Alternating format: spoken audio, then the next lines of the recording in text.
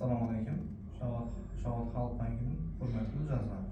Bugün günde hazırda bizden Halk Bank tizimimizde yangi kredit produktumuz olan sizlerle danıştırsam.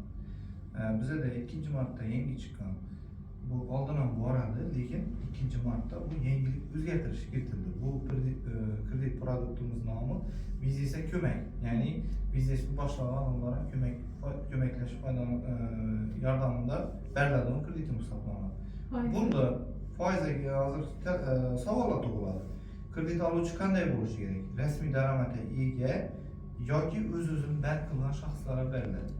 Bunda maqsad tadbirkorlikni rivojlantirish uchun, shaxsiy ehtiyojlarni qondirish uchun, bu uchun ham beriladi tadbirkorlikda.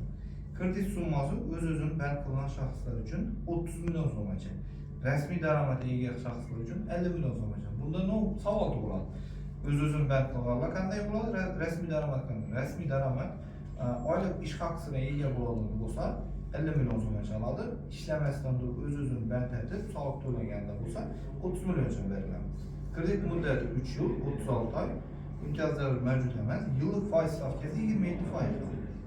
Buni so'mda beriladi. Jismoniy shaxs kafilligiga olinadi. Keyin talab etiladigan hujjat ID karta, o'z-o'zini band qilish ma'lumotnomasi, ta'minot hujjatlari. To'lov grafikimiz annuitet bir xil usulda beriladi. Agar kimgadir qiziqtirgan shular bo'yicha savollar yoki oluvchilar bo'ladigan bo'lsa, tanishlaringiz o'zingizga qiziqtirsa, bemalol bankka borib murojaat qilishlaringiz mumkin. Bunda hozirgi kunda resursimiz mavjud yetarlicha.